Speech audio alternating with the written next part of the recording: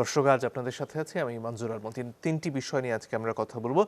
রাজধানী জুড়ে আজকে আলোচনায় ছিল কোটা বিরোধী আন্দোলন, সে নিয়ে নিশ্চয়ই কথা বলবো। এর পাশাপাশি পিএসসি থেকে প্রশ্ন ফাঁস হয়েছে একটি নিয়োগ পরীক্ষার, সে বিষয়ে বিস্তারিত প্রতিবেদন আপনারা নিশ্চয়ই দেখেছেন চ্যানেল 24-এর পর্দায়, সে নিয়ে আমরা কথা বলতে চাই। এছাড়াও বগুড়ার দুর্ঘটনা নিয়ে কিছুক্ষণ হয়তো আমরা কথা বলবো।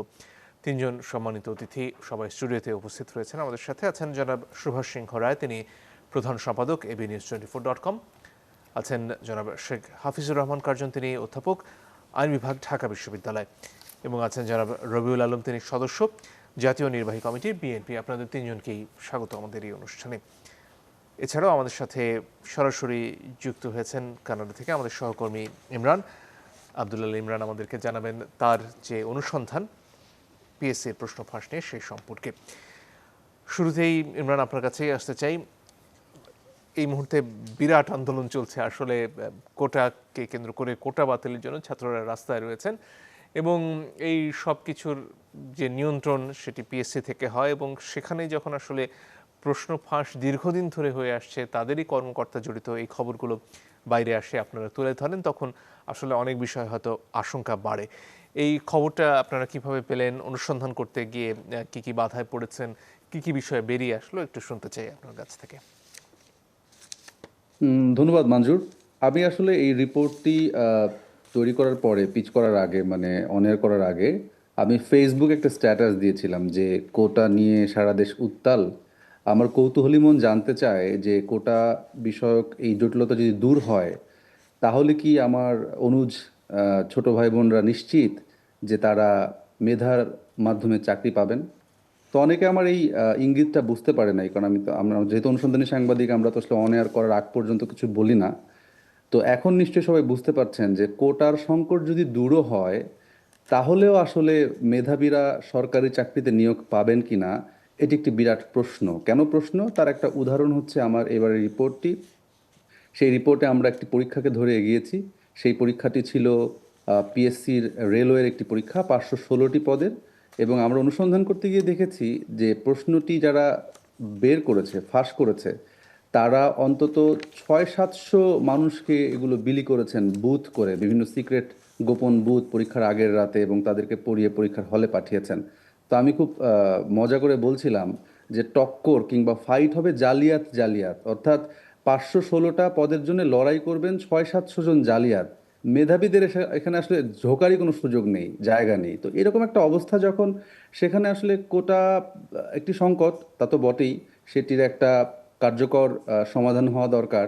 তবে আমি মনে করি এই সংকটের গোড়া আরও গভীরে প্রথিত, যেটি আমরা আসলে অনুসন্ধান করে বের করেছি। আপনি প্রশ্ন করেছেন যে আমরা কিভাবে অনুসন্ধানটি শুরু করি এবং কিভাবে এর খোঁজ পাই। এটি বেশ পুরনো একটা কাজ, অর্থাৎ আমরা 2017 সালে যখন ঢাকা বিশ্ববিদ্যালয়ের প্রশ্ন ফাঁস অনুসন্ধানটি শুরু করি, তখন আমরা এই চক্রের খোঁজ পাই। বিশেষ করে 18 সালে আবার যখন ঢাকা বিশ্ববিদ্যালয়ের প্রশ্ন ফাঁস হয় সেকেন্ডবারের মতন, তখন আমরা অনেক ম্যাচিউর হয় এই চক্রটা সম্পর্কে আমাদের আইডিয়া। কিন্তু তারপরেও আসলে ডটগুলো মিলছিল না, কারণ আপনি জানেন যে এটি এত শক্তিশালী চক্র, এত মানুষ এটির সঙ্গে জড়িত, এবং এত দীর্ঘদিন ধরেই কাজটি হয়, যে আসলে এদেরকে খুঁজে বের করা, এদেরকে পাদপ্রদীপের আলোয় আনা, সোর্স বিল্ড আপ করা, এদের ভেতর থেকে তথ্য বের করা খুবই কষ্টসাধ্য। তো আমরা তকে তকে ছিলাম যে কোনো একটি পরীক্ষায় আমরা চেষ্টা করব এদের মধ্যে ঢুকে যাওয়ার, এবং সেই কাজটি আমরা করেছি। আহ, আমরা এই পরীক্ষাটিতে একজন ছদ্মবেশী পরীক্ষার্থী এদের চক্রের মধ্যে ঢুকিয়ে দিই, এবং আমরা যখন নিশ্চিত হই যে প্রশ্নটি মিলে গেছে, যে প্রশ্নটি শিক্ষার্থী থেকে দেওয়া হয়েছে, তখন আমরা আসলে এই বিষয়টি নিয়ে আরও সামনের দিকে আগে, এবং আগে থেকে তো আমাদের একটা অ্যাসেসমেন্ট এদের সম্পর্কে ছিলই, যে এরা কীভাবে কাজ করে। তো এদের সঙ্গে কথা বলে, আমার একজন হুইসেল ব্লোয়ার ছিলেন, আপনি যদি রিপোর্টটা দেখে থাকেন দেখবেন যে ওদেরই সঙ্গে কাজ করতো একজন সদস্য, খুব কাছ থেকে তাদের কার্যক্রম দেখেছে। সে এগিয়ে আসে হুইসেল ব্লোয়ার হিসেবে এবং আমাকে জানায় যে আসলে কিভাবে তারা কাজটি করে, কোন কোন বিসিএসে কাজ করেছে, কিভাবে তারা আসলে প্রশ্নগুলো ফাঁস করে, কোথায় নিয়ে পড়ায়, কত টাকার লেনদেন হয়।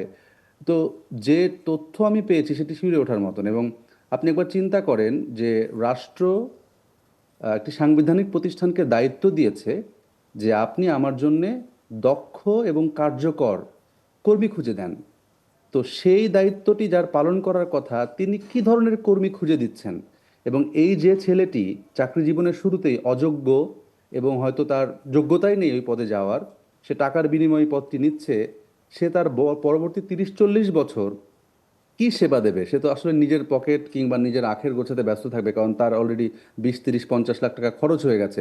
সেই টাকা সে কয়েক গুণ তুলে নেওয়ার চেষ্টাটাই করবে। তো এইভাবেই কিন্তু আমাদের সোসাইটিতে এই মতিউরদের জন্ম হচ্ছে, কিংবা অন্য যারা আপনারা এখন দেখতে পাচ্ছেন তাদের জন্ম হচ্ছে।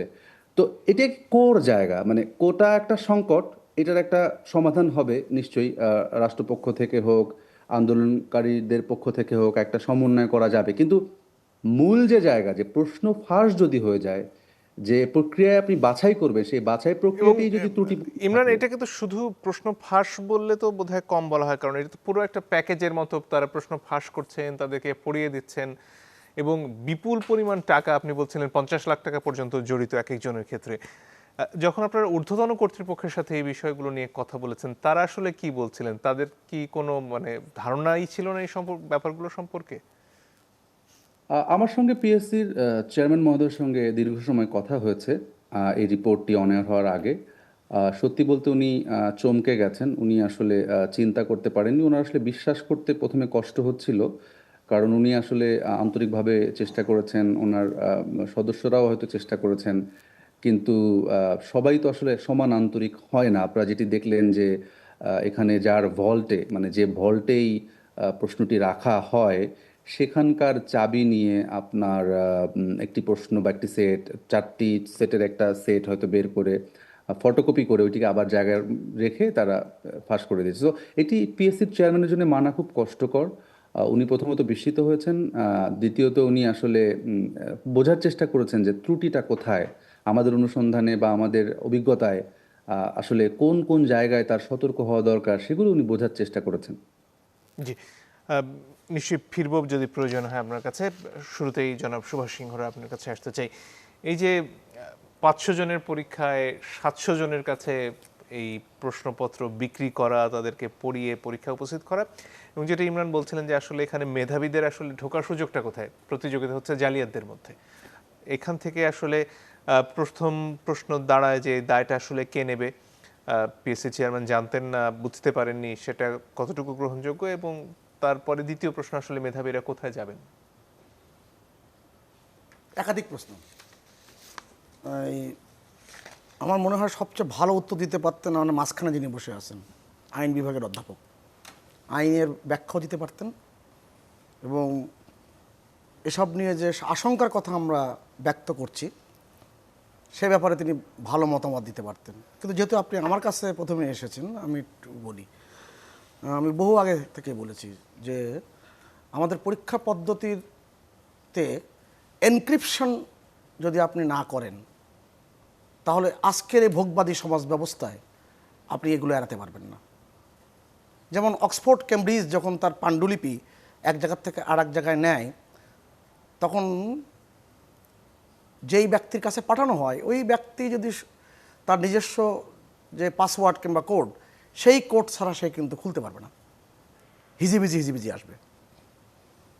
তো এটা আমাদের এখন সময় এসেছে।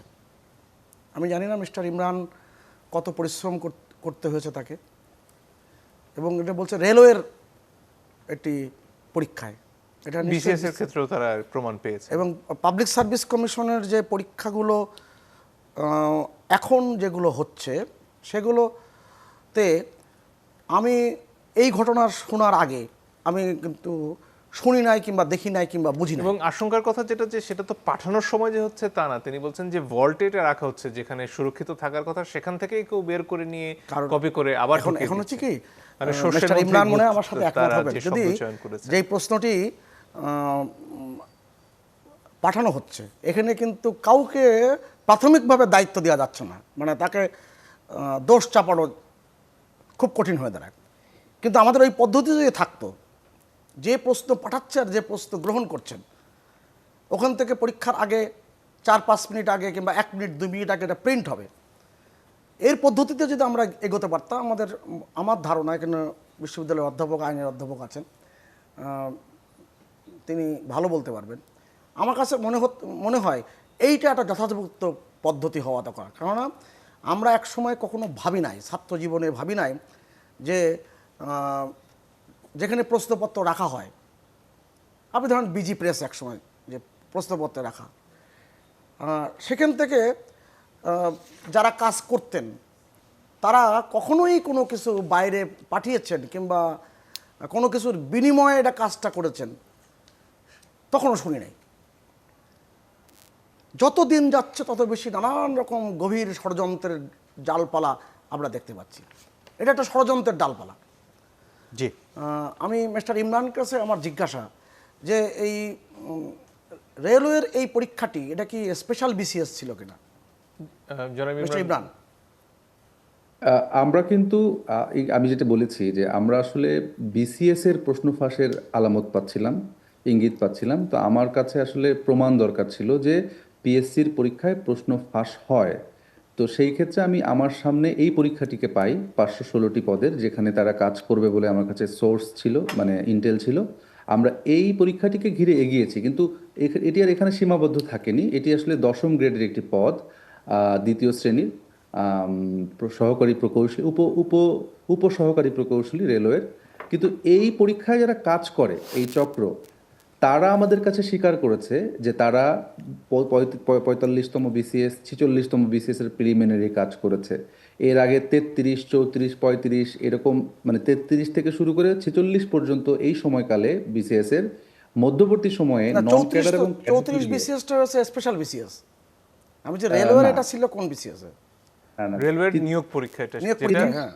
পিএসসি নিয়ন্ত্রণ করে, PSC PSC এর মাধ্যমে সাধারণ হচ্ছে। বিসিএস, 32 ছিল স্পেশাল বিসিএস। মানে নন ক্যাডারের কথা বলছেন, এটা কি নন ক্যাডারের ছিল? আমি ক্যাডারের কথাই বলতেছি। আচ্ছা, ঠিক আছে।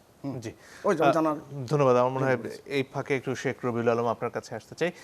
এই যে একদিকে শিক্ষার্থীদের আন্দোলন, তারা মেধার কথা বলছেন বারবার, তারা বলছেন কোটা নয় মেধা, কিন্তু যদি কোটা চলেও যায়, যে প্রসঙ্গ একটু আগে জনাব ইমরান তুলছিলেন, যে আসলে এই ব্যবস্থা চলতে থাকলে মেধার মূল্যায়ন কতটুকু হবে, আর সেখানে অর্থের দৌরাত্ম্য বলুন, দুর্নীতি বলুন, জালিয়াতি বলুন, সেগুলোই বা কতটুকু দূর করা সম্ভব হবে? ধন্যবাদ আপনাকে। আপনি যে দুটি প্রসঙ্গ তুলেছেন, মেধা এবং এই প্রক্রিয়া, দুটিই রাষ্ট্রের জন্য ঝুঁকিযুক্ত। ধরেন, তার চেয়ে বড় প্রশ্ন হচ্ছে রাষ্ট্র মেধাবী বা যোগ্যদেরকে ওন করছে কিনা, সেটি হলো সবচেয়ে বড় প্রশ্ন। সেই জায়গায় ঘাটতি রয়েছে। আমি আপনাদের এই রিপোর্টটা দেখেছি, বিসিএস সহ প্রায় 30টি পরীক্ষায় এই রকমের ঘটনা ঘটছে। অনুসন্ধান করে বের করতে হলো একজন অনুসন্ধানী রিপোর্টার মিস্টার ইমরানকে। কার্যত এটা দেখভাল করার জন্য রাষ্ট্র কর্তৃপক্ষ আছে, কারো নজরে আসেনি। অর্থাৎ একজন সাংবাদিককে 4 বছরের মতো, আমার মনে হয় 4-5 বছরের মতো, আমি এরকম একটা 6 বছরের মতো অনুসন্ধান করে এই একটা সাংবিধানিক প্রতিষ্ঠানের এই জরাজীর্ণতা বের করতে হয়েছে। এখন 6 বছরের রাষ্ট্রে কি দায়িত্বশীল কোনো ব্যক্তি ছিল না এই দুর্নীতি, এই ধরেন অনিয়ম দেখার? নিশ্চয়ই সেটা পাওয়া যায়নি। তার মানে আপনি দেখেন রাষ্ট্র ঘুম পড়ে আছে। কেন ঘুম পড়ে আছে? দায়িত্ব সরকারের এখানে মনোযোগ নেই। দায়িত্ব সরকারকে আপনি আনতে পারবেন না। সুদাপাসদা বলবে কোনো অনিয়ম হলে সরকারকে বলবেন, সরকারটা আছেই তো এই অনিয়ম, ধরেন অনিয়মের ঊর্ধ্বে রেখে রাষ্ট্রীয় মেশিনারিজগুলিকে ফাংশন করানো সরকারের দায়িত্ব। তো সেখানে একটা বড় ধরনের ব্যর্থতা। এখন রাষ্ট্র তার মেশিনারিজগুলিকে স্বতন্ত্রভাবে সততার সাথে জবাবদিহি থেকে ফাংশন করাবে নিশ্চয়ই সরকার। সেই জায়গায় আমাদের অনেক বড় ধরনের ব্যর্থতা রয়েছে। সাংবিধানিক প্রতিষ্ঠানগুলি স্বতন্ত্রভাবে ফাংশন করছে না, সংবিধিবদ্ধ প্রতিষ্ঠানগুলি একই অবস্থা, আপনি স্বায়ত্তশাসিত বা স্বশাসিত প্রতিষ্ঠানগুলি রাষ্ট্রের সব একইভাবে যাচ্ছে। আপনি শুধু এখানে কেন, ভর্তি পরীক্ষার প্রশ্নপত্র তো ফাঁস হয়েছে, যেটা পিএসসি নিয়ন্ত্রিত না, হচ্ছে তো, প্রতিনিয়ত হচ্ছে। আপনি কি দেখেছেন মেডিকেলের ভর্তি পরীক্ষা নিয়ে? আমি দেখলাম যে কাদেরকে গ্রেপ্তার করা হয়েছে, কয়েকজনকে, আমি তখন জেলে ছিলাম, তারা মাত্র 15 দিনের মধ্যে জামিন নিয়ে চলে আসছে। তারা কিন্তু শাস্তি আওতায় আনা যাচ্ছে না। এই জন্য বলছি যে আপনার রাষ্ট্র এটাকে ওন করছে কিনা সেটা হলো বড় ফ্যাক্টর। সুবিধাভোগী থাকবে, অপরাধী থাকবে রাষ্ট্রে, প্রশ্নপত্র ফাঁস করে অর্থনৈতিকভাবে বেনিফিটেড হতে থাকবে, দলীয় বিবেচনাও থাকবে, দলীয় যে দল ক্ষমতায় থাকে তার কর্মচারী বা কর্মকর্তাদের কর্তৃত্বও থাকবে, কিন্তু সবার ঊর্ধ্বে একটা সরকার থাকবে যে এটিকে দেখভাল করার দায়িত্ব নেবে। আমাদের সেখানে ঘাটতি আছে, যার ফলে আপনি যে কথা বলছিলেন, কোঠা বলেন, মেধা বলেন, যোগ্য বলেন, এই যে আন্দোলন, সেটা তো একটা ধরেন বিষয়। তারপরেও হচ্ছে যে মেধাবীরা যে স্বতন্ত্রভাবে তার মেধার নিদর্শন অথবা তার মেধার যোগ্যতার ভিত্তিতে রাষ্ট্রে মূল্যায়ন নিশ্চিতভাবে হবে সেটাও বলা যাচ্ছে না। সেটা যেমন সত্য, আবার মেধাবীকে রাষ্ট্ররা যেভাবে উপেক্ষা করতে চাচ্ছে যে প্রক্রিয়ায়, সেটাও ধরেন একটা সংকট। কারণ এখন শিক্ষার্থীরা যে দাবি করছে সেটা যৌক্তিক, ন্যায্য, এবং আমি এও বলবো যে সেটা মুক্তিযুদ্ধের আমাদের যে আদর্শের পন্থী, অতএব সেই জায়গাগুলিও বিবেচনা করে দেখতে হবে। সেখানে একটু বিস্তারিত আমরা অনুষ্ঠানের পরের অংশে আসবো। তার আগে অধ্যাপক কার্জন, আপনার কাছে আসতে চাই। ঢাকা বিশ্ববিদ্যালয়ের পরীক্ষার প্রশ্ন ফাঁস নিয়েই এই অনুসন্ধান শুরু হয়েছিল 17তে, আমার যেটা একটা প্রশ্ন, ইমরান যেখানে বলছিলেন। এই যে প্রশ্নের কথা নিয়ে আলোচনা হচ্ছে, মিস্টার ইমরান যেটার সূত্র ধরিয়ে দিয়েছেন, এটা কি বিসিএস এর প্রশ্নপত্র? বিশেষ BCS এর মধ্যে আছে। 38টি। না, অনেকগুলো বিসিএস এর পরীক্ষা। প্রশ্নপত্র না। হ্যাঁ, বিসিএস আছে এর আছে মধ্যে? আছে। না, না। আমি এটি নন এটা ক্যাডার, সত্য ধরে। এটি নন ক্যাডারের দশম গ্রেড। হ্যাঁ, তবে এই চক্রটি ক্যাডার গত 10 বছর বিসিএস এর কাজও করেছে। তারা বিসিএস এর সাথেও জড়িত। তা যুক্ত, কিন্তু আমাদের যে তথ্য অনুসন্ধান যেটা ইমরান সাহেব খুব কষ্ট করে করেছেন, সেখানে কিন্তু বিসিএস এরটা বিসিএস এর আসে। ব্যাপার বেরিয়ে আছে, এসেছে। আছে। বিসিএস আমি এর রিপোর্টটা এই পড়েছি। চক্র কাজ করেছে মানে সেটা সূত্র হচ্ছে রেলওয়ে দিয়ে সূত্র শুরু, কিন্তু যখন উনি সার্বিক অনুসন্ধান করেছেন বিসিএস সহ 30টি পরীক্ষায় এবং 33তম বিসিএস থেকে সর্বশেষ বিসিএস পর্যন্ত উনি অনেকগুলি দেখেছেন। আমি রিপোর্টটা দেখেছি। অধ্যাপক কার্জন, আপনার কাছে আসতে চাচ্ছিলাম। এই যে আধুনিকায়নের কথা বলা হয় বিভিন্ন সময়ে, এনক্রিপশনের কথা একটু আগে জনাব সুভাষ সিংহ বলছিলেন, কিন্তু যদি যেখানে সংরক্ষণ করা হচ্ছে, যিনি সংরক্ষণ করছেন তিনি যদি আসলে দুর্নীতিগ্রস্ত হন, সেক্ষেত্রে আসলে যত আধুনিক প্রক্রিয়া বা প্রযুক্তি আসুক না কেন, এই প্রশ্ন ফাঁস কি ঠেকানো যায়? সেটা তো মানে খুবই গুরুত্বপূর্ণ একটা প্রশ্ন, এবং যে ব্যক্তিকে আপনি দায়িত্ব দিলেন এবং যে প্রতিষ্ঠানকে দায়িত্ব দিলেন, তারাই যদি দুর্নীতিগ্রস্ত হয় তাহলে খুবই কঠিন। আমার কাছে যেটা মনে হয় যে আমরা তো সবাই পড়াশোনা করেছি 80 এবং 90-র দশকে, আমাদের এসএসসি, এইচএসসি, তারপরে অনার্স মাস্টার্স প্রায় একই সময়। ওই সময় কিন্তু আমরা এই সমস্ত অন্যান্য সমস্যা শুনলেও, অন্যান্য নানা রকম সমস্যা থাকলেও, এই যে পরীক্ষায় প্রশ্নপত্র ফাঁস, তারপরে নিয়োগ বাণিজ্য, হ্যাঁ, বিশেষ করে ভর্তি পরীক্ষা, নিয়োগ পরীক্ষায় প্রশ্নপত্র ফাঁস, এইটা কিন্তু আমরা এইভাবে দেখি নাই। আমার কাছে যেটা মনে হয় যে আপনার কম্পিটিশনটা এত বেড়ে গিয়েছে, তারপরে ইনফরমেশন টেকনোলজি, কারণ এখন যেভাবে আপনার ফোনের মাধ্যমে কিংবা আপনি যখন প্রশ্নপত্র করছে, আগে কিন্তু আমরা এই মানে প্রক্রিয়াগুলো ঠিকমতো জানতামও না, যে একটা প্রশ্ন পদ্ধতি মানে একটা প্রশ্ন কে করে, তারপরে সেটা আবার মডারেশন হয়, সেটা আবার কিভাবে সংরক্ষিত হয়, সেটা আবার কিভাবে আসে হলে। এখন কিন্তু এগুলো কম বেশি কিন্তু সবাই জানে, এবং অনেকেই আগে থেকে আমরা জানি যে অনেক শিক্ষার্থী এবং তার বাবা মা তারা কিন্তু ওইভাবে তারা খুব তৎপর হয়ে থাকে কিভাবে কোয়েশ্চেনটা পাওয়া যাবে। এবং এই যে আপনার ভর্তি পরীক্ষা, নিয়োগ পরীক্ষা যে প্রশ্নপত্র, এইটার যে বাণিজ্য, মানে ব্যাপক একটা বাণিজ্যের কথা আমরা শুনতে পাই, যে হাজার হাজার কোটি টাকা যে ভর্তি পরীক্ষা, তারপরে নিয়োগ পরীক্ষা, এবং এইটার মধ্য দিয়ে আপনি যখন সেটাকে বিক্রি করছেন, সেটার মধ্য দিয়ে যে টাকাটা আপনার মুনাফাটা হচ্ছে, সেইটার জন্য এই মানে যেখানে বাণিজ্যটা যত বড়, সেখানে সিন্ডিকেট কিংবা সেখানে যারা ওই কাজটা করে তারা তত শক্তিশালী, তাদের নেটওয়ার্কটা তত বেশি আপনার কি বলে যে এটাকে আপনি ধরাছোঁয়ার বাইরে। হ্যাঁ, তো আমার কাছে যেটা মনে হয় যে আপনি যদি ওই পরীক্ষার ক্ষেত্রে আপনি যদি কোয়েশ্চেন মানে প্যাটার্ন অফ কোয়েশ্চেন, আপনার যে সংরক্ষণের কথা সুভাষদা বললেন, যে টেকনোলজিক্যালি আপনি কিভাবে কি করবেন, কারণ আমরা যেটা করি, আমরা তো নর্মালি কম্পিউটারে একটা কোয়েশ্চেন করি, তাই না? কোয়েশ্চেন করার পরে আমরা আমাদের বিশ্ববিদ্যালয়ে নির্দিষ্ট আমাদের এক্সাম কন্ট্রোলার যেখানে, ওখানে গিয়ে আমরা ছাপাই, ছাপানোর পরে ওইটা আমাদের প্যাকেটে সংরক্ষিত হয়। ওই প্যাকেটটা আমরা আমাদের যে পরীক্ষার হলে, সেখানে যারা পরীক্ষা নিয়ন্ত্রণ অফিসের তারা এসে দিয়ে যান, এবং এটা ধরেন এসএসসি, এইচএসসি, সেখানে আরেকটা প্রক্রিয়ার মধ্য দিয়ে এটা হয়।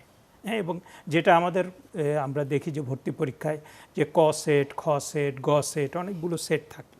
যদি ইনফরমেশন থাকে যে না পরীক্ষার প্রশ্নপত্র ফাঁস হয়েছে, তাহলে আমরা একটা সেট বাদ দিয়ে আর একটা দিয়ে দিই। এখন এরকম হতে পারে যে আপনার দুটো জায়গায় আপনার মানে সাবধানতা অবলম্বন করতে হবে। একটা হচ্ছে যে আপনি যারা এটা সংরক্ষণ করছে, প্রশ্নপত্র কারা করছে, এবং আমাদের তো মানে এবং যেখানে মুদ্রিত আমাদের হচ্ছে। আমাদের হ্যাঁ যেখানে মুদ্রিত হচ্ছে। আমাদের বিশ্ববিদ্যালয়ে অন্তত এখন যেটা যে আপনার ধরেন প্রশ্নপত্র এবং পরীক্ষার প্রক্রিয়াগুলো এমনভাবে হয় যে একটা প্রক্রিয়া কে করছে আরেকজন জানেনও না। আমাদের একজন শিক্ষক হয়তো আমাদের সাধারণ জ্ঞানের একটা কোয়েশ্চেন হচ্ছে, কিংবা বাংলার একটা কোয়েশ্চেন হচ্ছে, ইংরেজির একটা কোয়েশ্চেন হচ্ছে, এই কোয়েশ্চেনটা করার জন্য অনেকজন শিক্ষককে দায়িত্ব দেওয়া হয়। কারা মডারেশন করছেন তারা জানেন না। মডারেশন হওয়ার পরে সেটা আবার ফাইনালাইজ করা, সেটা আবার আরেকটা কর্তৃপক্ষ করে, এমন একটা নৈর্ব্যক্তিক প্রক্রিয়াটা প্রক্রিয়ার মধ্যে বিভিন্নভাবে দিয়ে হয়। ভাগ করে ফেলা এখন হয়েছে। বিষয় হচ্ছে যে আপনার যে সমস্ত কম্পিউটার টাইপ করা, তারপরে আরও যে সমস্ত টেকনিক্যাল কাজ থাকে, ওইটার মধ্যে হয়তো বা কেউ এমনভাবে অনেক ঢুকে যায়, কর্মসহযোগী থাকে। হ্যাঁ, জি।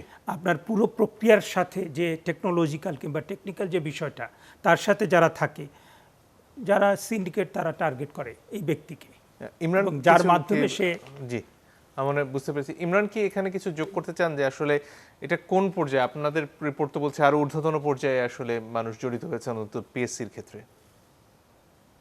হ্যাঁ, পিএসসির ক্ষেত্রে যে ঘটনাটি ঘটেছে যে ওনাদের পরীক্ষার প্রশ্ন রাখার পদ্ধতি সম্পর্কে যদি ছোট্ট করে একটু বলি তাহলে আপনারা আইডিয়া পাবেন। ওনারা বিসিএস পরীক্ষার প্রশ্নটি এমন একটি ভল্টে রাখে, সমন্বিত ভল্ট, যেখান থেকে আসলে বের করা একটু কষ্টসাধ্য, কঠিনই। তবে এই ধরনের পরীক্ষার ক্ষেত্রে তারা একজন মেম্বারের আন্ডারে তাকে কাস্টোডিয়ান রেখে প্রশ্নটা সংরক্ষণ করে। সো পিএসসিতে এই দুই ধরনের ঘটনা ঘটেছে। একটা হচ্ছে যে রেলের প্রশ্নটি পিএসসির ভেতর থেকে ভল্ট থেকে আউট হয়েছে, আর বিসিএস এর প্রশ্নটি প্রেস থেকে আউট হয়েছে। এখন পর্যন্ত আমাদের অনুসন্ধানে আমরা এতটুকু জানতে পেরেছি। সেক্ষেত্রে দুদিকেই উভয় সংকট, বাইরেও সমস্যা, ভেতরেও সমস্যা। দর্শক আপনারা দেখছেন ইস্পাহানি মির্জাপুর চা মুক্তবাক। আমরা কথা বলছিলাম এর আগে প্রশ্ন ফাঁস নিয়ে, এবারে বগুড়ার প্রসঙ্গে আসতে চাই। সেখানে রথযাত্রাকে কেন্দ্র করে মর্মান্তিক দুর্ঘটনায় 5 জনের মৃত্যু হয়েছে। দর্শক, এ ব্যাপারে বিস্তারিত জানাতে আমাদের সাথে বগুড়া থেকে সরাসরি যুক্ত আছেন ফরহাতুজ্জামান শাহী।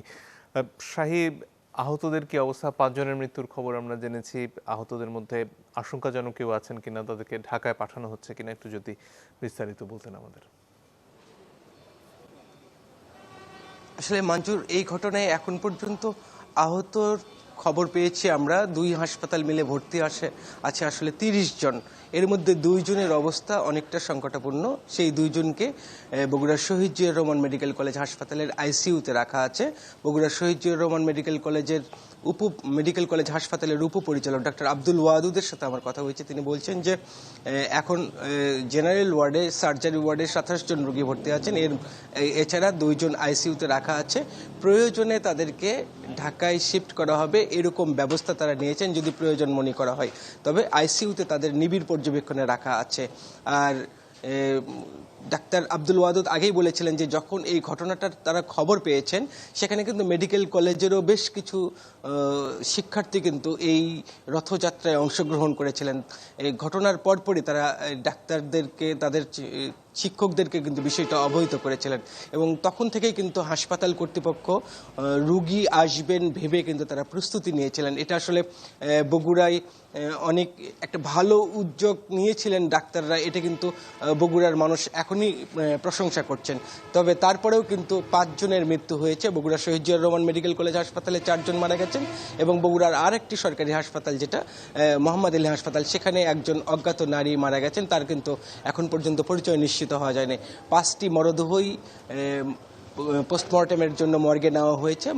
মরদেহ আসলে পোস্টমর্টেমের পরে এটা স্বজনদের কাছে হস্তান্তর করা হবে। তবে এত বড় একটা আয়োজন ছিল, সেই আয়োজনের ঘাটতি নিয়ে কিন্তু যারা সনাতন ধর্মাবলম্বী আছেন তারা কিন্তু পরবর্তীতে প্রশ্ন তুলেছেন। এমনকি বগুড়া সদর উপজেলার যিনি চেয়ারম্যান শুভাশিস পোদ্দার লিটন, তিনিও কিন্তু গণমাধ্যমে বলছিলেন যে এত লোকের আয়োজন হবে, এবং বগুড়া যেহেতু একটা জনবহুল শহর, কিন্তু সেই অর্থে উন্নয়ন অবকাঠামো বা বৈদ্যুতিক যে ব্যবস্থা সেটার কিন্তু খুব বেশি ডেভেলপ হয়নি গত বেশ কিছু বছর ধরে। তার মধ্যে ইন্টারনেটের লাইন সহ অসংখ্য তার কিন্তু বগুড়ার প্রত্যেকটি রাস্তায় ছড়িয়ে ছিটিয়ে আছে, এবং এর আগেও কিন্তু ইসকন মন্দিরের যে এই রথযাত্রা, এই তারের বাধার কারণে গত বছরেও কিন্তু অনেকটা প্রবলেমে পড়েছিল এই রথযাত্রা। 2 বার সোজা যাত্রা এবং উল্টো যাত্রাতে 2 বারই কিন্তু তারা প্রবলেমে পড়েছিলেন। কিন্তু তারপরেও এবারে কেন এত উঁচু রথের গম্বুজটা তৈরি করা হয়েছে, এবং সেটা কেন সময়ে সময়ে নামানোর যে ব্যবস্থা সেটা কেন সেই জায়গায় নামেনি, বা সেই জায়গায় তারা নামাতে পারেনি, ম্যানেজমেন্টের কি ত্রুটি ছিল, বিচ্যুতি ছিল, সেই বিষয়গুলো নিয়ে কিন্তু এখানে কিন্তু যারা সনাতন ধর্মাবলম্বী নেতারা ছিলেন, তারা যারা আসছিলেন, তারা কিন্তু হাসপাতালের সাংবাদিকদের কাছে তার খেদ প্রকাশ করছিলেন। তারা বিভিন্ন বিষয়ে অভিযোগ করছিলেন যে এত বড় আয়োজন, যে আয়োজনের উদ্বোধন করেছেন বগুড়ার সদর আসনের স্থানীয় সংসদ সদস্য রাগিবুল হাসান রিপু, ওই আয়োজনে উপস্থিত ছিলেন জেলা প্রশাসক, পুলিশ সুপার সহ অন্যান্য নেতৃবৃন্দ উপস্থিত ছিলেন, এবং তারা কিন্তু এই অনুষ্ঠানের উদ্বোধন করে এবং এই রথযাত্রার উদ্বোধন করে তারা যখন চলে গেছেন, তার 10 মিনিটের মধ্যে অল্প একটু দূরেই মেইন সড়কে, যেটা স্টেশন রোড বলা হয়, সাতপাথা থেকে বগুড়া 3 মাথায় গেছে, সেই রোডে কিন্তু এই দুর্ঘটনাটা ঘটেছে। এবং অনেক বড় একটা রাস্তা, প্রসারিত রাস্তা, যেটা 2 লেনে গাড়ি চলাচল করে, সেখানে এই এত বড়, সেই অনেক বড় রাস্তাতেও এই দুর্ঘটনা ঘটেছে। এবং এই রথটা কিন্তু বগুড়ার যে সেউজগাড়ি ইস্কন মন্দির থেকে, সেখান থেকে বের হয়ে এটা যাওয়ার কথা ছিল পুলিশ লাইনের শিব মন্দিরে। এই এত বড় জায়গাতে অসংখ্য জায়গায় বাধার সৃষ্টি হবে সেটা কিন্তু এই কর্তৃপক্ষ জানতেন। তারপরেও কেন এই এত বড় গম্বুজওয়ালা রথের আয়োজন করা হয়েছে সেটা নিয়ে কিন্তু প্রশ্ন দেখা দিয়েছে। তবে যার বগুড়া কিন্তু আজকে সারাদিনে একটা শোকের শহরে পরিণত হয়েছে, একটা আনন্দঘন পরিবেশ থেকে, যেখানে 5 জন মানুষ মৃত্যুবরণ করেছে এবং 30 জনের, কমপক্ষে 30 জন মানুষ গুরুতর অসুস্থ অবস্থায় হাসপাতালে ভর্তি আছে।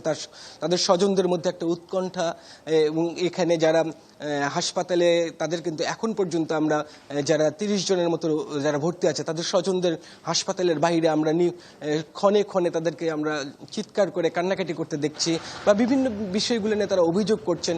আমরা যদিও জেলা প্রশাসক সহ আইন শৃঙ্খলা বাহিনীর সদস্যরা ঘটনাস্থলে পরিদর্শন করছেন, তারা বিভিন্ন কথা বলছেন যে কেন এই ঘটনাটা ঘটেছে সেটা তারা খতিয়ে দেখবেন, কিন্তু তারপরেও যাদের স্বজন হারাইছে এবং যাদের স্বজনরা গুরুতর অসুস্থ, তাদের কিন্তু আসলে মন মানছে না। তারা কিন্তু বিভিন্ন বিষয়গুলো নিয়ে কিন্তু তারা অভিযোগ তুলছেন, এবং তারা বলছেন যে দ্রুত এই ঘটনা কিভাবে ঘটেছে সেটা তারা হয়তোবা জানতে পারবেন, এরকম কিন্তু তারা স্বজনরা কিন্তু আমাদের কাছে বলছিলেন। মঞ্জুর। জি শাহী, অসংখ্য ধন্যবাদ আপনাকে। সুভাষ সিংহ রায়, আপনার কাছে আসতে চাই এই প্রসঙ্গে যদি কিছু যোগ করার থাকে। রবীন্দ্রনাথ ঠাকুরের একটা বিখ্যাত কবিতা আছে, সবাই পড়েছি আমরা, ভক্তিভাজন, এবং সেই কবিতার লাইনগুলো এরকম ছিল: রথযাত্রা লোকারণ্য মহাধুমধাম, ভক্তেরা লুটায়ে পথে করিছে প্রণাম, পদভাবে আমি দেব, রথভাবে আমি, মূর্তিভাবে আমি দেব, হাসেন অন্তর্যামী। আমার খুব অবাক লেগেছে যে আমরা ছোটোবেলার থেকেই শুনেছি একটা ইংরেজি শব্দ, আমাদেরকে বাক্যটি উপস্থাপন করা হয়েছে যে to cut your coat according to your cloth, তোমার কাপড়ের মাপ নিয়েই তুমি কোটটি তৈরি করো। এটা আমি মনে করি অবিনিশ্বকারিতা, মানে অগ্রপশ্চাৎ না ভাবিয়া কাজ করা। আমি সব মানলাম যে বিদ্যুতের তার নিচু দিয়ে যাচ্ছে, ইন্টারনেটের তার রয়েছে, ডিশ অ্যান্টেনার তার রয়েছে, কিন্তু পরিস্থিতির বিবেচনায় যদি কাজ না করি সেটা কি ভয়ঙ্কর পরিণতি হয় তার কিন্তু প্রমাণ পেলাম এই বগুড়া এই ঘটনায়। খুব কষ্ট লাগছে আমার। এবং ওই যে বললাম গত বছর একই ধরনের সমস্যায় পড়েছিলেন, তার মানে আমরা শিক্ষা নিচ্ছি, ভাবান্তর হয়নি তাদের, ভাবান্তর হচ্ছে না, আপনি ঠিকই বলেছেন। এবং এই যে মানুষের ভিতরে যে এই যে দায়িত্ববোধের যে অভাব, এবং বিশেষ করে সংগঠকদের কাছে, কারণ আমরাও কিন্তু আমাদের যৌবনে কিংবা আমাদের কিশোর বয়সে আমরা কিন্তু অনেক দায়িত্ব পালন করেছি, আমাদেরকে তো সবাই মিলে বুঝে শুনে কাজ করতে হয়। এই যে বললাম না, ঐমিষ্যকারিতা, অগ্রপশ্চাৎ না ভাবিয়া কাজ করা, এটাই আমাদেরকে কিন্তু অনেক পীড়া দেয়। এর চেয়ে আর বলবার কি আছে বলেন? জি ধন্যবাদ।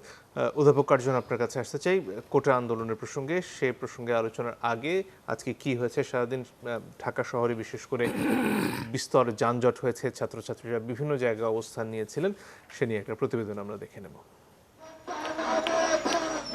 সাধারণ শিক্ষার্থীদের বাংলা ব্লকেট কর্মসূচি, বেলা গড়াতেই বিভিন্ন স্থানে জড়ো হতে থাকেন শিক্ষার্থীরা। Shahbag science lab, Bangla motor থেকে শুরু করে ঢাকা ময়মনসিংহ, ঢাকা আরিচা সহ দেশের মহাসড়কগুলো অবরোধে বন্ধ হয়ে যায় যান চলাচল। স্লোগান মুখর হয়ে ওঠে রাজপথ। মুক্তিযোদ্ধার সন্তানদেরকে সুবিধা দেওয়া হয়েছে, এখন মুক্তিযোদ্ধার নাতিদেরকে এই সুবিধা দেওয়া অযৌক্তিক। এইরকম বৈষম্যমূলক কোটা ব্যবস্থা বাতিল হওয়া উচিত। সুবিধাবাদী জনগোষ্ঠীর হাতে চলে যাচ্ছে দেশটা। আমরা চাই আমাদের বৈষম্য দূর হয়ে সোনার বাংলা মেধাবীদের হাতে যাক। আন্দোলন আরও জোরদার করতে সংহতি জানিয়ে বিক্ষোভে অংশ নেন সরকারি বেসরকারি বিভিন্ন বিশ্ববিদ্যালয়ের শিক্ষার্থীরা। বৈষম্যের বিরুদ্ধে ঐক্যবদ্ধ হয়ে কঠোর আন্দোলনের হুঁশিয়ারিও দেন তারা। সব জায়গায় 56% কোটা, তো কোটা দেখা যাচ্ছে এত পরিমাণ কোটা, তো মেধাবীরা সুযোগ পেয়ে গিয়ে অযোগ্যরা যেখানে সুযোগ পেয়ে যাচ্ছে, তো মেধাবীদের কারণে এখানে একটা বিশাল সমস্যা সৃষ্টি হয়ে যাচ্ছে। আমরা সাধারণ ছাত্রছাত্রীরা আমাদের দাবি আদায় না হওয়া পর্যন্ত আমরা আমাদের যেসব কর্মসূচিগুলো দিয়েছি সেগুলো আমরা ইনশাল্লাহ বাস্তবায়ন করে যাব। সরকার প্রধানের বক্তব্যের কথা উল্লেখ করে শিক্ষার্থীরা তুলে ধরেন আন্দোলন ঘিরে বিভ্রান্তির কথা। বলেন, প্রধানমন্ত্রী চাইলেই পারেন প্রজন্মের এই সুযোগের সমতা নিশ্চিত করতে। আমরা চাই যে তিনি তাদের কাছে আমাদের যে মেসেজটি সেটি পৌঁছে যাক। এই জন্য আমরা শুধু আজকে নয়, আজকে থেকে প্রত্যেক দিন আমাদের কর্মসূচির যে তীব্রতা সেটি আরো বৃদ্ধি করব। দিন শেষে যখন আমরা চাকরির পরীক্ষা দিতে যাচ্ছি, পোষ্য কোঠা, মুক্তিযোদ্ধা কোঠা, এগুলা দিয়ে আমাদের 56% 60% হয়ে যাচ্ছে। সেখানে আমাদের মতো গরিব মেধাবীরা জায়গা পাচ্ছে না। তো এই হুমকি দামকি মামলা দেওয়া হোক না কেন, আমাদের শরীরের শেষ রক্তবিন্দু থাকা পর্যন্ত কোটা নিয়ে তালবানা করতে দেব না।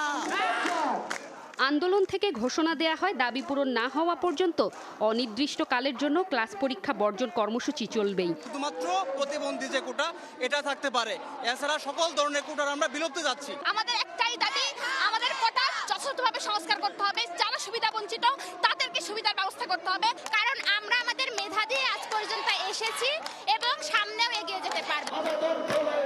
অ্যাম্বুলেন্স, ফায়ার সার্ভিস, বিদ্যুৎ সহ জরুরি সেবা আন্দোলন কর্মসূচির আওতামুক্ত।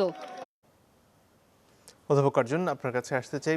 অনেকগুলো বিষয় এখানে সামনে এসেছে। একদিকে বলা হচ্ছে বিষয়টি আসলে এখন আদালতের বিচারাধীন, সেই কারণে আসলে এই মুহূর্তে আন্দোলন যৌক্তিক নয়। আবার শিক্ষার্থীরা বলছেন যেভাবে আসলে কোটাটা এই মুহূর্তে রয়েছে সেটা কোনোভাবেই যৌক্তিক নয়, সাংবিধানিকও নয়। আপনার পর্যবেক্ষণ শুনতে চাই। আপনি নিজেও একজন আইনের ছাত্র এবং আপনি জানেন যে বাংলাদেশ সংবিধানের 28 অনুচ্ছেদ, এটা কিন্তু মানে 27 অনুচ্ছেদে বলা হয়েছে যে রাষ্ট্রের সকল নাগরিক সমান এবং তারা সমান আইনের সুরক্ষা পাওয়ার অধিকারী। আবার 28 অনুচ্ছেদে আপনি দেখবেন এখানে 4টা অনুচ্ছেদ, উপ অনুচ্ছেদ। সেখানে প্রথম উপ অনুচ্ছেদে স্পষ্ট করে বলা হয়েছে যে আপনি ধর্ম, বর্ণ, তারপরে এই সমস্তের ভিত্তিতে, লিঙ্গ, এই সমস্তের ভিত্তিতে আপনি কোনো বৈষম্য করতে পারবেন না।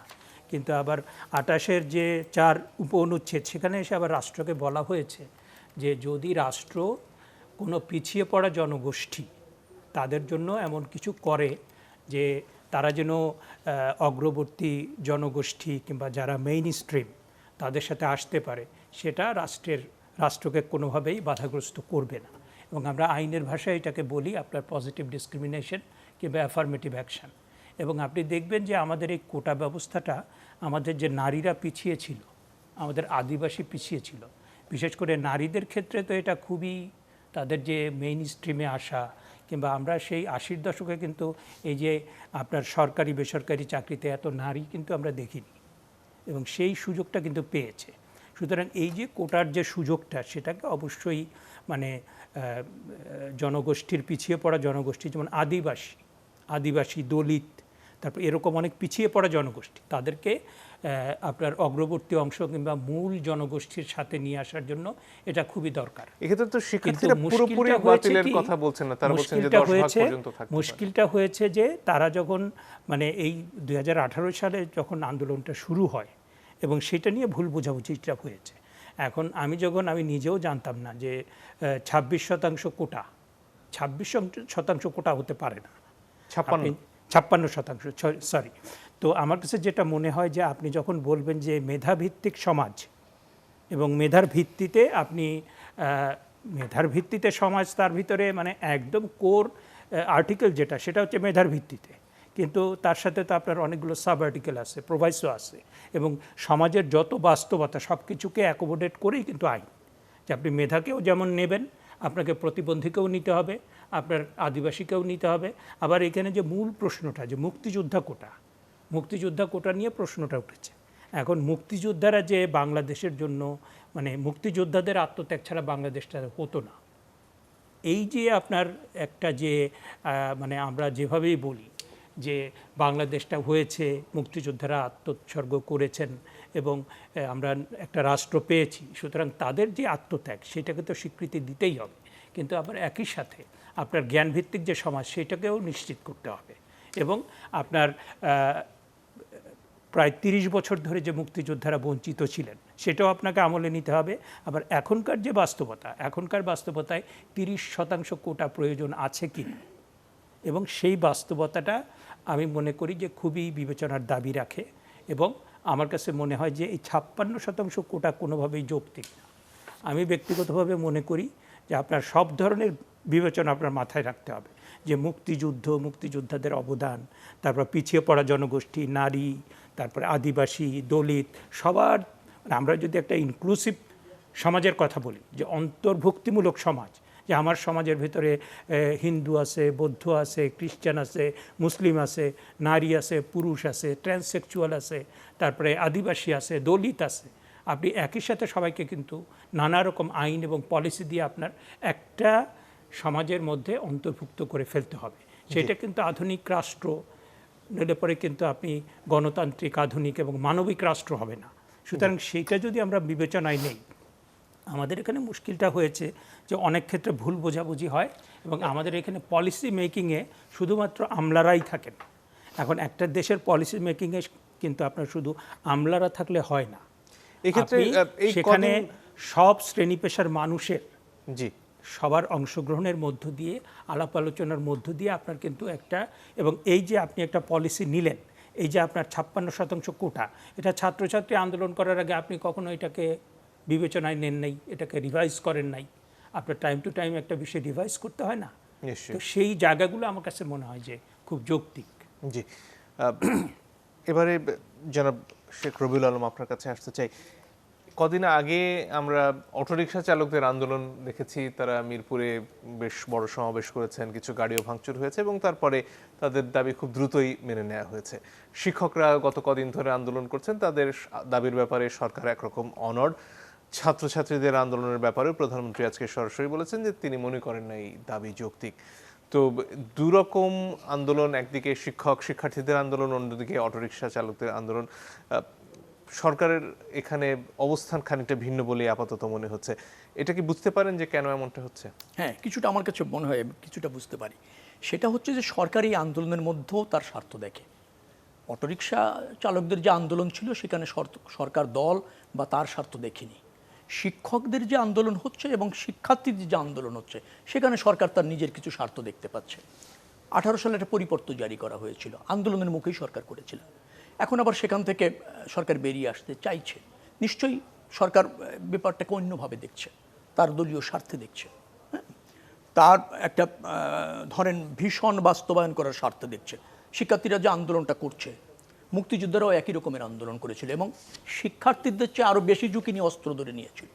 সেটাও তো আপনার সাম্যের আন্দোলন ছিল, ন্যায্যতার জন্য আন্দোলন ছিল, এবং মুক্তিযোদ্ধারা দেশের শ্রেষ্ঠ সন্তান, তারাও অস্ত্র ধরে নিয়েছিল। এখনও কিন্তু শিক্ষার্থীরা যেটা আন্দোলনটা করছে সেটাও কিন্তু মুক্তিযোদ্ধার আদর্শপন্থী আন্দোলন। কারণ হচ্ছে তারাও মেধার ভিত্তিতে তাদের রাষ্ট্রে অধিকার রয়েছে, তার মূল্যায়ন চাচ্ছে। আপনি সেটা করতে বাধ্য। স্বাধীনতার 52 বছর পর আপনি মুক্তিযোদ্ধার একটা হিউজ কোঠা রাখবেন, তার নাতিরা এসে সে সুযোগ পাবে।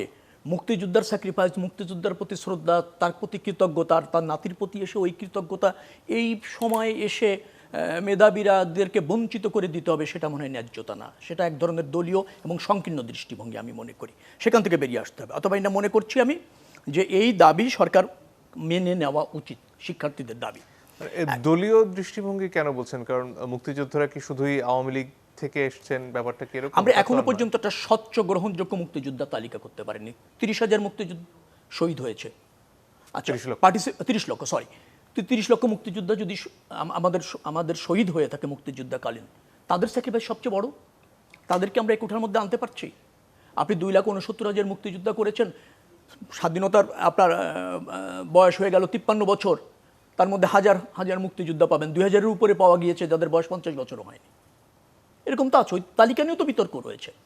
আবার ধরেন মুক্তিযোদ্ধারা তো ভাতা পাওয়ার জন্য, রাষ্ট্রে বংশম পরম্পরায় সুবিধা পাওয়ার জন্য যুদ্ধ করেনি তো তারা। কিন্তু আমরা কেন সেটাকে ব্যবহার করতে চাচ্ছি? কোন মুক্তিযোদ্ধা, তো আমি আজকে মনে হয় একজন সিনিয়র আইনজীবী পান্না সাহেবের কথা শুনছিলাম, তিনি বলছে যে মুষ্টিমেয় কয়েকজন রাজাকার ছাড়া সবাই তো মুক্তিযোদ্ধা। তিনি আজকে এ কথাটাও বলেছেন যে বর্তমান প্রধানমন্ত্রীর মা, তিনিও তো মুক্তিযোদ্ধা, তিনি বন্দী ছিলেন। আচ্ছা, বাংলাদেশের অধিকাংশ মানুষ নির্যাতিত হয়েছে, মুক্তিযোদ্ধাকে সহযোগিতা করেছে, আপনি 2,79,000 মুক্তিযোদ্ধা বিতর্কিতভাবে করে 30% কোটা সংগ্রহ করবেন, সেই সুযোগ আছে কিনা? আমি আরেকটু জায়গায় আসছি। আপনি বলছেন মুক্তিযোদ্ধার তালিকার ক্ষেত্রে দলীয় বিবেচনা কাজ করেছে, হয়েছে, এবার রিপোর্টের মধ্যে এসেছে 50 পার করেনি এখনো পর্যন্ত তারা মুক্তিযোদ্ধা। এবং তার নাতিরা যদি এরকম ভাবে ধরেন এই সুবিধাটা পেয়ে যায়। এখন আপনি বর্ণাঢ্য ছিলেন বিদায় আপনার 2 পুরুষ পরে এসে তারাও বর্ণাঢ্য হিসাবে বিবেচিত হবে, এই আধুনিক যুগে সেই সুযোগ আছে কিনা, বা সংবিধান সেই সুযোগ দেয় কিনা, সেটা কি সাম্যকে আপনার ব্যাঘাত ঘটায় কিনা, সেটাও তো একটা প্রশ্ন। আমি একটা জায়গায় একটু বলতে চাই, 56% কথা বললেন, সেটা শুধু বিসিএসে। প্রথম শ্রেণী এবং দ্বিতীয় শ্রেণী নন ক্যাডার যদি হয় সেখানে 61% কোটা, তৃতীয় শ্রেণী এবং চতুর্থ শ্রেণীর কর্মচারীদের মধ্যে কোটা 70%। আচ্ছা, এরপর রেলওয়েতে যদি যান 82% কোটা, সরকারি প্রাথমিক বিদ্যালয়ে ভর্তির ক্ষেত্রে যান, শিক্ষক নিয়োগের ক্ষেত্রে 96% কোটা। ধাপে ধাপে এইভাবে মেধাবীকে বঞ্চিত করে আপনার এলাকা ভিত্তিক যে কোটা রয়েছে সেটার প্রয়োজন, এবং তাতে একটা বড় অংশ চলে যায়, সেটা দাবি করেন অনেক। না, আপনি যেভাবে কোঠা তো করছেন, কোঠা হলে তো আপনার মেধাবে ভিত্তিতে আর কয়জনকে দিচ্ছেন?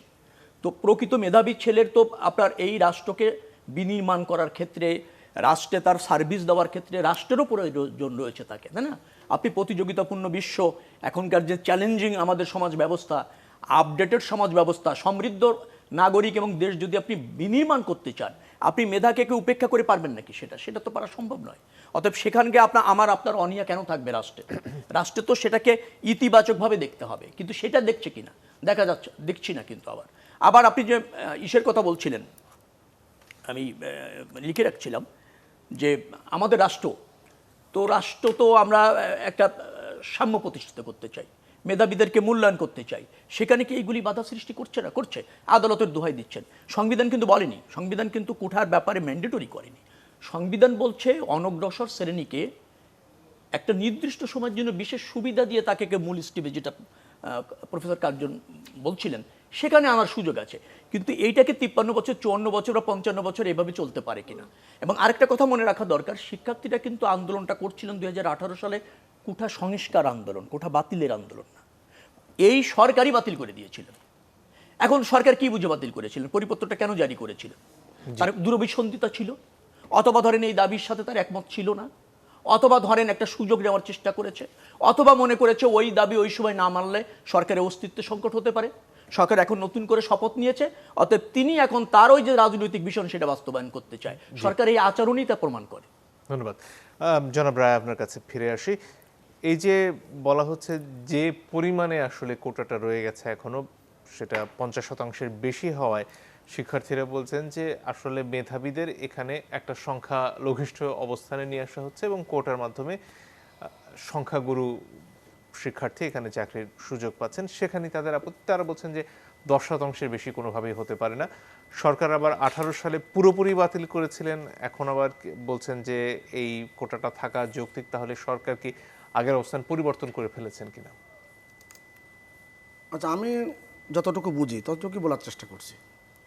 আপনি খেয়াল করে দেখবেন যে আজকে দৈনিক সমকালে একটা লেখা বেরিয়েছে, জান্নাতুল বাকে একা। তিনি লিখছেন, সরকারি চাকরিতে কোটা বিতর্ক, কোটা বিরোধীরা মুক্তিযোদ্ধাদের মূল্যায়ন চায় না। আমি একটু পরে এই বিষয়ে তিনি যা লিখেছেন সেটার আমি একটু 1-2 লাইনে ব্যক্ত করার চেষ্টা করব। তার আগে আমি বলি, এখনো পর্যন্ত কিন্তু এই যে কোটা প্রথা, সেই কথাটা কিন্তু বাতিল অবস্থায় আছে। সরকার কিন্তু এখানে বিবাদী, সরকার কিন্তু বাদী না। আমি তো আইনের মানুষ, আর ব্যাখ্যা করার বেশি প্রয়োজন নাই। আচ্ছা, কোটা প্রার্থী না থাকলে মেধায় যে নিয়োগ হবে 2018 সালে জনপ্রশাসনের যে প্রজ্ঞাপন ছিল সেই প্রজ্ঞাপন বাস্তবায়ন হয়েছে কিনা। একটু আগে শেখ রবিউল আলম যে কথাটা বললেন যে ভুল করে বলে ফেলেছেন 30,000 মানুষ মুক্তিযুদ্ধে শহীদ হয়েছে। আপনি খেয়াল করে দেখবেন বিএনপি নেত্রী বেগম খালেদা জিয়া জাতীয়তাবাদী মুক্তিযুদ্ধ সমাবেশে ইঞ্জিনিয়ারিং ইনস্টিটিউটে তিনি স্পষ্ট করে বলেছিলেন 30 লক্ষ মানুষ শহীদ হয়নি। মির্জা ফখরুল ইসলাম আলমগীর বলেছিলেন যে মুক্তিযুদ্ধদের বয়স নিয়ে যখন কথা হচ্ছে তখন তিনি এক প্রসঙ্গে বলেছিলেন যে তারেক রহমান তিনি যে শিশু মুক্তিযোদ্ধা। অনেকগুলো রাজনীতির বিতর্ক কিন্তু আমাদের সামনে কিন্তু এসে হাজির হয়েছে। আমি এখন আসি কোটার প্রার্থী না থাকলে মেধার যে নিয়োগ কত শতাংশ হয়েছে এটা তথ্য আপনাকে দিই। এটা পাবলিক সার্ভিস কমিশনের আপনি ওয়েবসাইট থেকে পাবেন। 33তম বিসিএসে মেধায় নিয়োগ হয়েছে 77.40%। 35তম বিসিএসে মেধায় নিয়োগ হয়েছে 67.49%। 36তম বিসিএসে মেধায় নিয়োগ হয়েছে 70.38%। তখন কিন্তু কোটা পদ্ধতি বিদ্যমান।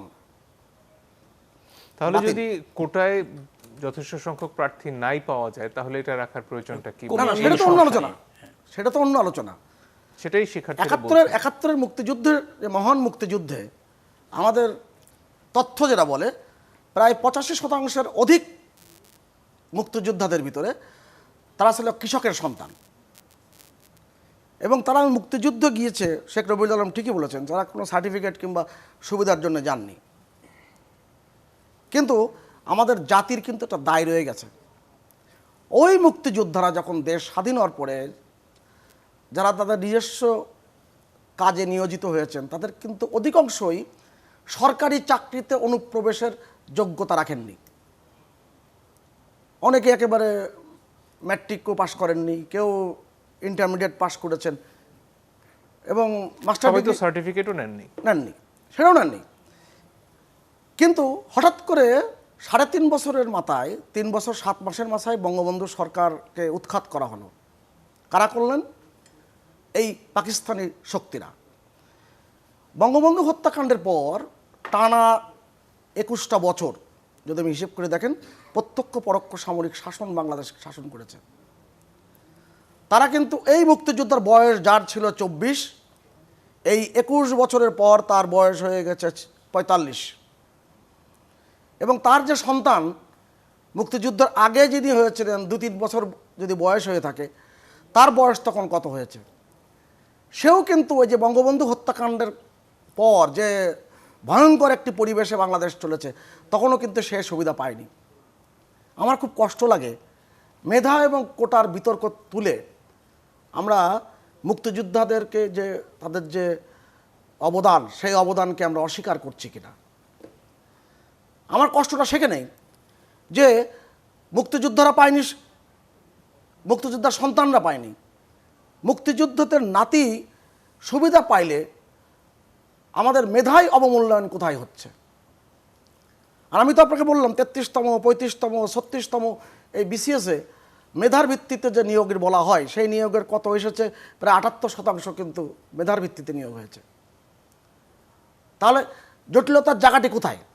জি, আমার তো বুঝতে কষ্ট হয়। সেই কারণে আমি বলছি যে এই যে ভ্রান্তিবিলাস, সেই ভ্রান্তিবিলাস থেকে আমাদের বেরিয়ে আসতে হবে। জি, ধন্যবাদ। এবং বেরিয়ে আসার জন্যে আমাদেরকে সকলে মিলে মানতে হবে যারা কোটাতে চাকরি পাচ্ছেন, শুধু স্পষ্ট করে এটুকু বলি, তারা কিন্তু কেউ মেধাহীন নয়, তারা কেউই মেধাহীন নয়। ধন্যবাদ। অধ্যাপক কার্জন যদি আর কিছু যোগ করার থাকে। আমার কাছে মনে হয় যে এই বিষয়গুলো আমরা যেভাবে আলোচনা করি এটা আরও অনেক সময় নিয়ে আলোচনাটা করা খুবই দরকার। কারণ এই যে সুভাষদা যেটা বললেন যে আপনার মেধায় 67% হচ্ছে, 77%, একটায় 67 আর একটায় 77, এই যে হচ্ছে এই যে এই তথ্যগুলো এবং আপনার মাঝখানে যে 30 বছর মুক্তিযোদ্ধাদের যে বঞ্চিত করা হয়েছে, হ্যাঁ, এই বিষয়গুলো কিন্তু আপনার বিবেচনার দাবি রাখে। এবং আমি আরেকটা বিষয় একটু দৃষ্টি আকর্ষণ করতে চাই, প্রতি বছর এখন সারা দেশে আপনার পাবলিক ইউনিভার্সিটি হচ্ছে প্রায় 45টা, আর প্রাইভেট ইউনিভার্সিটি হচ্ছে 109 কি 10টা। তো এখান থেকে আপনার 8 লক্ষ গ্র্যাজুয়েট প্রতি বছর বেরোচ্ছে। এখন তারা সবাই তো বিসিএস দেয় না, এবং পাবলিক ইউনিভার্সিটি আজকে যে তারা যে রাস্তায় নেমেছে, আমি তাদেরকে অভিনন্দন জানাই যে তারা একটা মানে ইস্যু ভিত্তিক বিষয়ে তারা নেমে এসছে। কিন্তু এখানে কিন্তু আরো বেশি চিন্তা এবং ভুল বোঝাবুঝির কিন্তু অবকাশ আছে। হ্যাঁ, কারণ এই যে বিসিএসে আমরা যখন ছিলাম তখন কিন্তু দেখা যেত এই বিসিএস এর বিভিন্ন ক্যাডারে পাবলিক ইউনিভার্সিটির মানে লয়ের হোক, সোশিওলজির হোক, পাবলিক অ্যাডমিনিস্ট্রেশন হোক। আমি বিসিএস অ্যাডমিন একাডেমিতে গিয়ে দেখলাম এখন আপনার বিসিএস অফিসারদের ভিতরে 70%, 60 to 70% হচ্ছে মেডিকেল এবং বুয়েটের শিক্ষার্থী। সুতরাং এই অনেকগুলো বিষয় কিন্তু আপনার বিবেচনার বিষয় আছে। আপনাদের তিনজনকে অসংখ্য ধন্যবাদ। দর্শক, আপনাদেরকে ধন্যবাদ। বিদায় নিচ্ছি।